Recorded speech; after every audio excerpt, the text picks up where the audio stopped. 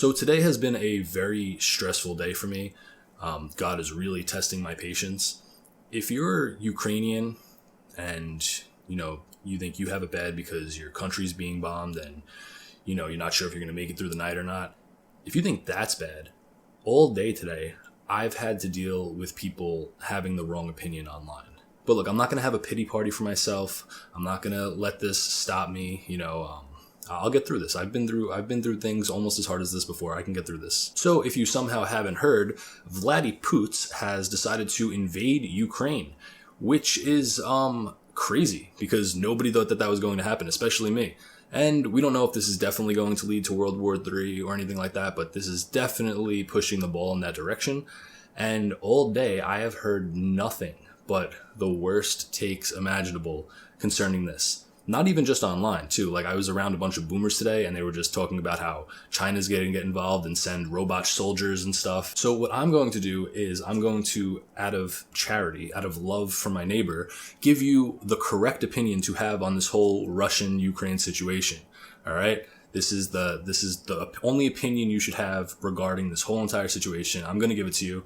But first and foremost, let me just say that if you are one of the people who are saying things like no more brother wars or Putin is Zog or Russia oppresses Catholics or America and Russia are two sides of the same coin and blah, blah, blah, all this stuff, you are completely missing the point. I'm not saying that those points are irrelevant or incorrect, but you are completely missing the entire reason why people appear to be celebrating this. And I'll get to that more, but these people don't understand any type of nuance whatsoever. They think that we're celebrating the end of the world or that white people are being killed and stuff like that. They just completely just do not get it at all. And honestly, they should be in jail. And I have just been completely vindicated on my belief that 99.99999% of the population should not be allowed to publicly express their opinions. And then you post a meme or an edit or something like that, and people comment, you shouldn't be making light of war, there's bloodshed and blah, blah, blah, all this stuff. This is not something to joke about or make light of. It's bro, just get off the internet. You're moral fagging, virtue signaling. Why are you online? So I'm going to give you the correct take to have on this whole situation. But first, let me explain the situation to the best of my ability as I understand it for people who don't know. So Ukraine was part of Russia until the collapse of the Soviet Union 32 years ago now, and Ukraine has become extremely corrupt. And NATO and America have been pressuring Ukraine to join NATO for a pretty long time now.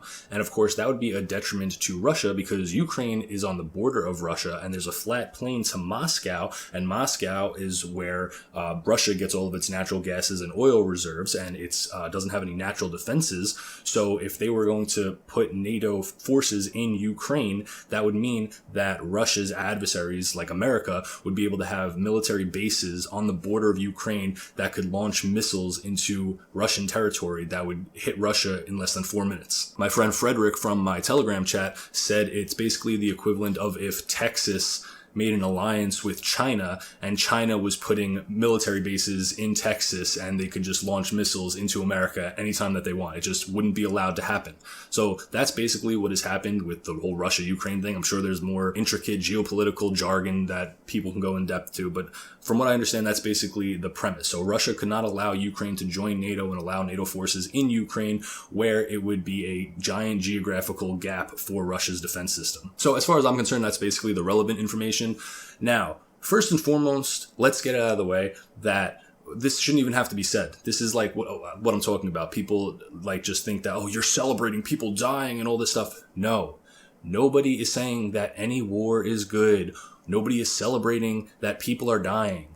Nobody is saying that, we just want Ukraine to die and it's awesome that Catholics are getting oppressed or anything like that. No, it is horrible, and I sympathize with innocent Ukrainians who are caught in the crossfires of this, especially Catholics. It is horrible. All war is horrible. It has nothing to do with that whatsoever.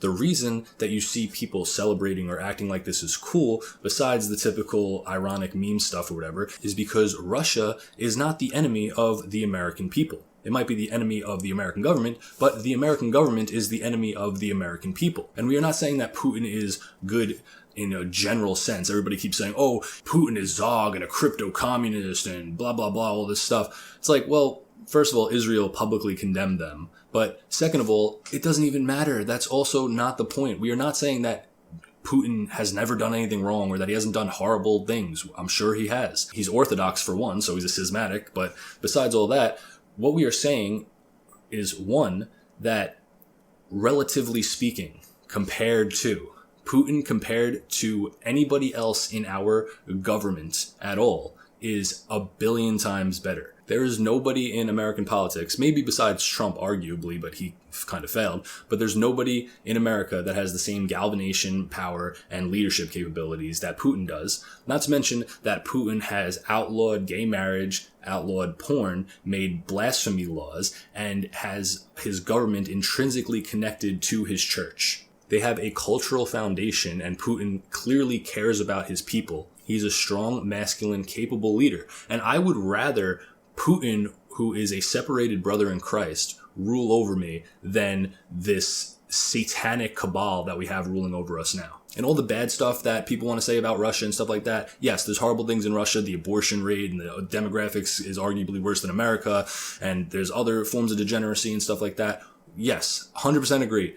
But it is a billion times worse in America. America is poisoning its own people with porn and seed oils, chemtrails, demonizing whites, global homo propaganda, showing transgender drag queens to children, vaccines, openly hating Christ and Christians. The American government as it stands now is the enemy of the American people. And people have just been completely psyoped into thinking that patriotism or putting your country first means that you have to love your country's government. That is not what it means at all. Loving your country means loving your people, loving your history, your traditions, your culture, and wanting to put that first and to protect that and put their interests first and foremost. It is not about the government structure or the principles that it was founded on or anything like that. So with that all in mind and trying to keep this in context that we are not happy that people are dying or supporting Putin in an overall general sense, but just a comparative one, the reason that people are happy and excited about this is because it is destabilizing and embarrassing the American regime. And that is a net positive. And not that I think it's going to happen, but it creates a non-zero chance that things could escalate and end up collapsing the American government. And if that happens, that creates opportunity for cultural reinvigoration. Obviously, that's highly unlikely, but this is the reasoning behind it. We are not happy that people are dying. We are happy that the American government is being embarrassed on a global scale. And if you are one of the people who are condemning Russia, you are on the same side as Reddit, Israel, Vosh, the American government, and NATO, and global homo in general. The Rothschilds guy put a Ukrainian flag in his Twitter display name. Soros' son or something put a post on Twitter saying, "We're all Ukrainians tonight." And that's the nuance that people don't understand, is that our enemies, the people who hate us, are scrambling and are condemning Russia. Now, it all could be a psyop. This could all just be planned and part of the global new world order or whatever. But from all appearances, this is what it seems like. Everybody who hates you for being Christian, for being white, for having conservative values, all of those people are the ones condemning Russia. All of our enemies are the ones that are telling us how we should feel about this. And I'm not going to do that. Obviously, as Catholics, we should all pray for a peaceful resolution and to a stop for violence. But hopefully it's a resolution that involves the total collapse of the American government. And I was talking to my friends too about how much the culture has changed in America since World War II. Because in World War II, the propaganda that they used against the Nazis in Japan was that they were anti-Christians. And obviously Pearl Harbor galvanized them to want to go into war.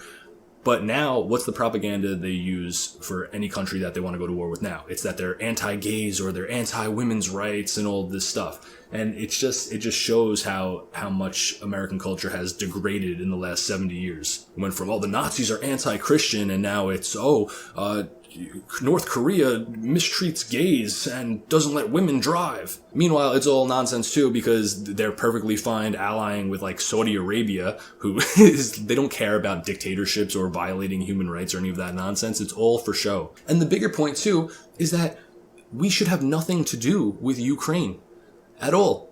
It has nothing to do with us because we are in this globalist nonsense NATO alliance thing that we have to worry about what's going on in Ukraine. How about worrying about America? Remember, the country that we live in? Maybe protecting our borders, maybe not worrying about a country thousands of miles away. The point is that America does not have the moral high ground. They have no reason to even be involved with Ukraine.